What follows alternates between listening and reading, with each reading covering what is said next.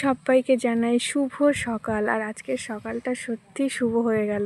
ঘুম থেকে উঠেই দেখলাম জেঠি ধান ছড়িয়ে দিল, আর এক দল পায়রা এসে এই যে খুঁটে খুঁটে ধান খাচ্ছে। ছোটোবেলার কবিতার কথা মনে পড়ে গেল। আর এদিকে খুদের ভাত খেতে ইচ্ছা করেছিল বলে জলখাবারে আজকে বানানো হচ্ছে খুদের ভাত আর লঙ্কা বাটা। এই যে লঙ্কা বেটে নিচ্ছে জেঠি, আর এদিকে কিন্তু খুদের ভাতটা হয়ে গেছে। আর খুদের ভাতে আলু সেদ্ধ, বেগুন সেদ্ধ, কচু সেদ্ধ, কাঁচা লঙ্কা সেদ্ধ, লাউ পাতা সেদ্ধ, বেশ অনেক রকমের সবজি সেদ্ধ দেওয়া আছে। আর লাউ পাতা দিয়ে খেতে দারুণ লাগে, লঙ্কা বাটা দিয়ে খেতে। দু রকমের লঙ্কা বাটা হয়েছে, এটা কচু দিয়ে লঙ্কা বাটা আর ওটা প্লেন লঙ্কা বাটা। আর এরপরে খাওয়ার পালা।